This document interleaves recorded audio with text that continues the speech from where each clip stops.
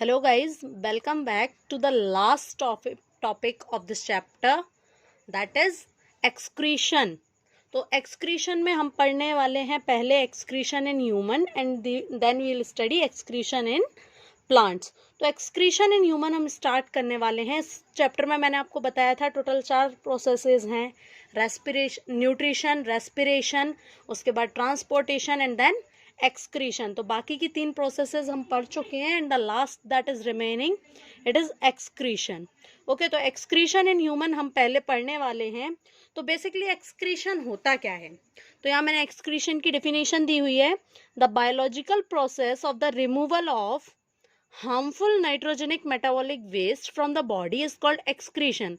That means excretion एक ऐसी biological process है, उस प्रोसेस को हम एक्सक्रीशन बोलते हैं जिसमें बॉडी में से हार्मफुल मेटाबॉलिक नाइट्रोजनस वेस्ट को बॉडी से बाहर निकाला जाता है. अब बॉडी में जो वेस्ट होता है, अगर मैं वेस्ट की बात करूं तो बॉडी में 3 तरह का वेस्ट बनता है. एक होता है डाइजेशन में जो बनता है, डाइजेशन में जो डाइजेस्टिव वेस्ट होता है, ठीक है, उसको हम एज फीकस बॉडी से रिमूव कर देते हैं, ये हम पढ़ चुके हैं.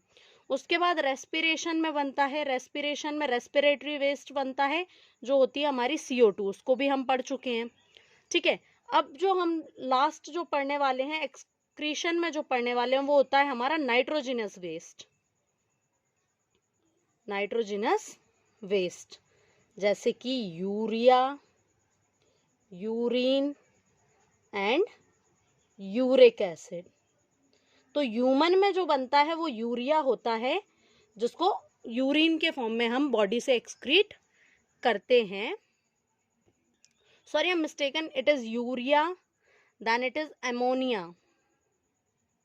और ह्यूमन में बनता है यूरिया जिसको हम यूरिन के फॉर्म में बॉडी से बाहर निकालते हैं. तो इसमें ये वाला टॉपिक हम पढ़ने वाले हैं. अब इससे पहले जो भी वेस्ट हमने पढ़ा, जैसे कि फीकस था, CO2 था, वो यूजलेस वेस्ट था. वो वेस्ट जो था वो यूजलेस था. बट नाइट्रोजनस वेस्ट जो है इट इज पॉइजनस और it we can say it is toxic. Nitrogenous waste कैसा होता है? Toxic. That's why it is very important to get rid of this waste. ठीक है, नाइट्रोजनस वेस्ट को बॉडी से बाहर निकलना बहुत ज्यादा जरूरी है because it is highly toxic for our body. ठीक है, तो एक्सक्रीशन का जो काम करता है ह्यूमन में, जो मेन एक्सक्रीटरी ऑर्गन होता है वो होती है किडनी. यहाँ मैंने एक्सक्रीटरी सिस्टम बनाया हुआ है, देखिए क्या क्या होता है इसका. मेन चीजें क्या क्या होती हैं एक्सक्रीटरी सिस्टम की? फर्स्ट होती है किडनी, ठीक है, ureter, urinary bladder and the last is urethra. ये 4 मेन चीजें होती हैं हमारे एक्सक्रीटरी सिस्टम की. अब चारों का काम क्या क्या है वो मैं आपको बता देती हूँ. देखो, सबसे पहले आती है किडनी. किडनी फिल्टर करती है किसको? यूरिन को. फिल्टर द ब्लड और उसमें से नाइट्रोजनस वेस्ट को लेती है. ठीक है, सेकंड यूरेटर. यूरेटर का काम क्या होता है? यूरेटर का काम होता है जो किडनी में जो वेस्ट लिया है, किडनी ने ब्लड को फिल्टर करके भेजा है, किडनी में जो वेस्ट है उसको, मतलब जो यूरिन बना है किडनी में, उसको किडनी से लेके यूरिनरी ब्लैडर तक पहुंचाना. ये काम किसका होता है? यूरेटर का. फिर यूरिनरी ब्लैडर क्या करता है? Stores the urine. यूरिन को स्टोर करके रखता है. और यूरेथ्रा क्या होता है? यूरेथ्रा ओपनिंग होती है ऑफ द यूरिनरी ब्लैडर और ये कहाँ खुलती है? Outside the body. तो यूरेथ्रा का काम होता है यूरिन को बॉडी के बाहर निकालना. यूरेथ्रा का काम होता है यूरिन को बॉडी से बाहर निकालना. तो ये तो सिर्फ ऊपर ऊपर का प्रोसेस था कि कैसे क्या होता है. अब बात ये होती है, ये जो फिल्टरेशन है ये करता कौन है? ब्लड में से यूरिया को सेपरेट करता कौन है? कैसे यूरिन बनता है? ठीक है, तो सबसे पहले तो ये देख लेते हैं ये प्रोसेस होती कैसे. देखिए, ये एओर्टा है, ये वेना कावा है. दैट मीन्स इसमें रीनल आर्टरी, इससे ये जो आर्टरी निकल रही है that is renal artery. Renal word is used for the kidney. Renal word is used for the kidney. तो ये है रीनल आर्टरी, ये है रीनल वेन्स. तो सिमिलरली जैसे राइट किडनी और लेफ्ट किडनी है, उसी तरह से right when, right renal vein और लेफ्ट रीनल वेन, उसी तरह से right renal artery and left renal artery. देखो ये 2 आर्टरी हैं, 2 वेन है. तो उस तरह से राइट और लेफ्ट, ये है हमारी लेफ्ट किडनी, ये है राइट किडनी. होता है क्या है, ये एओर्टा से, देखो वैसे तो क्या होता है, आर्टरीज जो होती हैं वो प्योर ब्लड कैरी करते हैं, जो हमने हार्ट के टर्म्स में जब हमने पढ़ा था तो उस प्योर ब्लड का मतलब क्या था, ऑक्सीजनेटेड ब्लड, और वहां पे इम्प्योर ब्लड का मतलब था डीऑक्सीजनेटेड ब्लड। बट यहाँ पे जब मैं इम्प्योर ब्लड की बात करूंगी तो यहाँ पे इम्प्योर ब्लड से मेरा मतलब होगा वो ब्लड जिसमें नाइट्रोजनस वेस्ट है। ठीक है, तो ये अओर्टा क्या करता है, नाइट्रोजनस वेस्ट वाले ब्लड को लेके आता है किडनी में। यहाँ से ये ब्लड किडनी में गया, किडनी में जो ब्लड फिल्टर हो जाएगा तो यूरिया यहाँ रह जाएगा, यूरिन यहाँ रह जाएगा, और वेन के थ्रू, वेना कावा के थ्रू ये वापस भेज दिया जाएगा।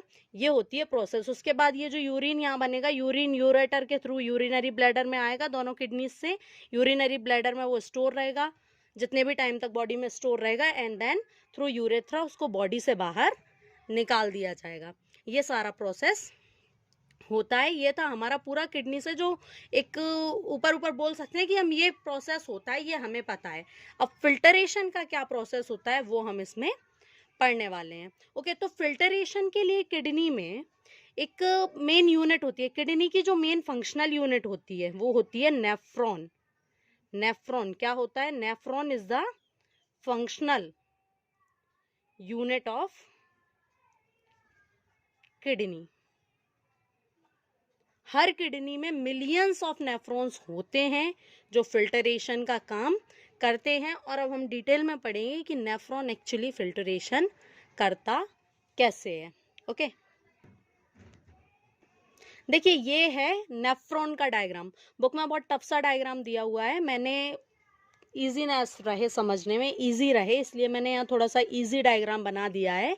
ये है वोमेन्स कैप्सूल, ठीक है, ये है आर्टरीज, ठीक है, जिससे किडनी में ब्लड आ रहा है। तो ये जो जिससे वोमन कैप्सूल, ये वोमन कैप्सूल में ये वाला जो पार्ट है, ये बहुत सारी ब्लड वेसल्स हैं, ये कप वाला जो पार्ट है इसके अंदर बहुत सारी, तो इनको बोलते हैं ग्लोमेरुलस। ये ब्लड वेसल्स का जो पूरा बंच है वोमन कैप्सूल के अंदर, it is known as glomerulus. इस वाले पार्ट को क्या बोलते हैं, ग्लोमेरुलस। और इस ग्लोमेरुलस में ये जो ब्लड वेसल्स हैं, ये जो आर्टरीज को लेके आती है उसको बोलते हैं एफरेंट आर्ट्रियोल, ठीक है, या एफरेंट रीनल ट्यूब भी इसको बोल सकते हैं, एफरेंट आर्टी। ओके, तो और जिससे ये वापस जाता है फिर ब्लड, उसको बोलते हैं एफरेंट। तो एफरेंट वाली जो होती है वो थिक होती है कंपैरेटिवली, और एफरेंट जो होती है वो थोड़ी सी नैरो ट्यूब होती है। ये वाइड होती है, ये नैरो होती है, ये बहुत पतली सी ट्यूब होती है एफरेंट आर्ट्रियोल, जिससे ब्लड वापस जा रहा है। ठीक है, तो अब यहाँ क्या होता है, इस ब्लड में यूरिन था, इस ब्लड में क्या था, यूरिन था, तो इस ब्लड में से यूरिन यहाँ आ गया। अब क्योंकि यहाँ प्रेशर काफी था तो इस यूरिन के साथ ये यूरिन अकेला नहीं आया है, इसमें यूरिन रहेगा, दैट मीन्स यूरिया रहेगा, बेसिकली यूरिया रहेगा, वाटर है, काफी सारा ग्लूकोज है, अमीनो एसिड्स हैं, काफी सारी चीजें इसके साथ यहाँ पे आ गई हैं। तो अब डायरेक्टली इस यूरिन को हम बॉडी से बाहर नहीं निकाल सकते क्योंकि इसमें काफी सारी यूजफुल चीजें भी हैं, like water, glucose and amino acid. तो अब इसका होगा यहाँ पे रीअब्जॉर्प्शन, इन चीजों का, वाटर, ग्लूकोज, अमीनो एसिड्स, इन चीजों का होगा यहाँ पे रीअब्जॉर्प्शन। इस वाले, अब यहाँ से ये यूरिन गया यहाँ से, तो इस वाले पार्ट में होगा इसका सिलेक्टिव रीअब्जॉर्प्शन। सिलेक्टिव रीअब्जॉर्प्शन, अब नाम से समझना, सिलेक्टिव मतलब कुछ कुछ चीजों का होगा, सबका नहीं होगा। तो ऑब्वियसली यूरिया का तो बिल्कुल नहीं होगा क्योंकि उसे तो हमें बॉडी से बाहर निकालना है। ओके, तो रीअब्जॉर्प्शन किस किस चीज का होगा, वाटर का, ग्लूकोज का और अमीनो एसिड्स का। दैट मीन्स यहाँ पे water, glucose and amino acids जो हैं वो एब्जॉर्ब कर लिए जाएंगे फिर से, क्योंकि एक बार तो खाने में से किए थे इसलिए इसको रीअब्जॉर्प्शन बोल रहे हैं। तो इस वाले पार्ट में क्या हुआ, सिलेक्टिव रीअब्जॉर्प्शन हुआ। अब जो बचा हुआ यूरिन है वो जाएगा यहाँ पीसीटी के थ्रू होते हुए हेनलेज लूप में।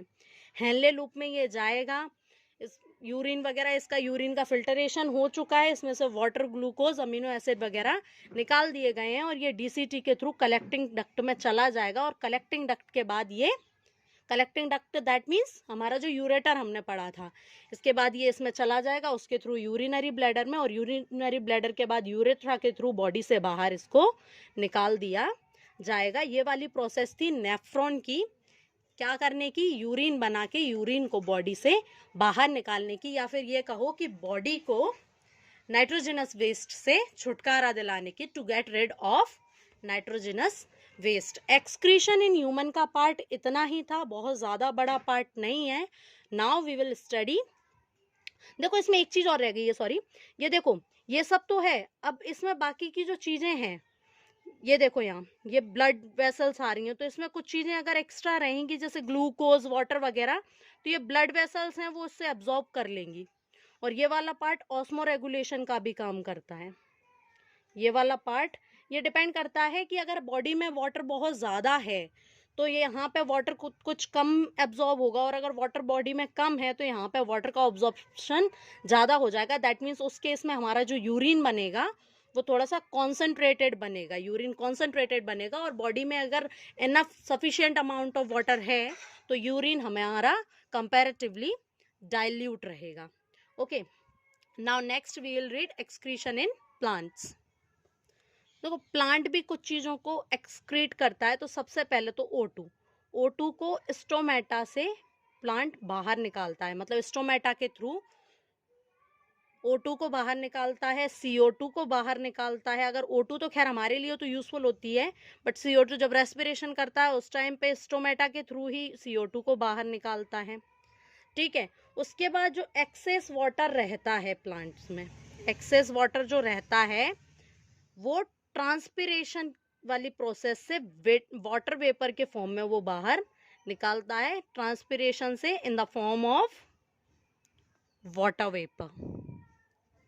ट्रांसपिरेशन आपको मैं पढ़ा चुकी हूँ, तो ट्रांसपिरेशन प्रोसेस के थ्रू वाटर वेपर के फॉर्म में एक्सेस वाटर को प्लांट रिलीज कर देता है इनटू द एनवायरनमेंट। इसके अलावा कुछ वेस्ट होता है, सम wastes excreted in the form of raisins and gums। काफ़ी सारे रेजिन्स और गम्स जो प्लांट्स से मिलते हैं वो एक्चुअली प्लांट्स का वेस्ट मटेरियल होता है जो प्लांट्स रिलीज करते हैं, उसकी उनको ज़रूरत नहीं होती है, that's why it is known as waste. Okay, तो ये एक्चुअली क्या है, रेजिन्स और गम्स हमारा प्लांट्स का वेस्ट मटेरियल है। हालांकि हमारे लिए कुछ काम का होता है, but for plants these are just some waste materials, तो प्लांट इनको भी एक्सक्रीट करता है। एक्सक्रीशन में इसके अलावा कुछ एक्स्ट्रा नहीं है, इट इज़ सफिशिएंट। पूरा चैप्टर हमारा कंप्लीट हो चुका है।